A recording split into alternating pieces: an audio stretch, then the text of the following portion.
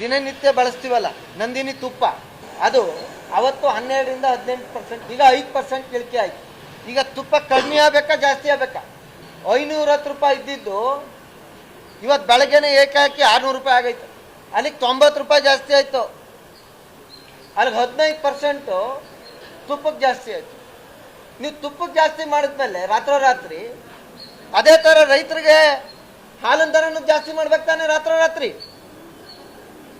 ರೈತರಿಗೆ ಕೊಡುವಂಥ ಹಾಲಿನ ಬೆಲೆನ ನೀವು ಹೆಚ್ಚು ಮಾಡಿ ನಂತರ ನೀವು ತುಪ್ಪ ಜಾಸ್ತಿ ಮಾಡಿದರೆ ನೋಡಿ ಇವತ್ತು ಬೆಳಿಗ್ಗೆ ಈಗಿನ ವ್ಯವಸ್ಥೆನಲ್ಲಿ ಸಾಮಾನ್ಯ ಜನ, ಮಧ್ಯಮ ವರ್ಗದ ಜನ ಬದುಕುವಂಥದ್ದು ಭಾಳ ಕಷ್ಟ ಆಗ್ತದೆ. 2013ರಿಂದ 18 ತನಕ ಒಳ್ಳೆ ಆಡಳಿತ ಕೊಟ್ರಿ, ನಾವಿಲ್ಲ ಅಂತ ಹೇಳಲ್ಲ. ಈಗ ಇರ್ತಕ್ಕಂಥ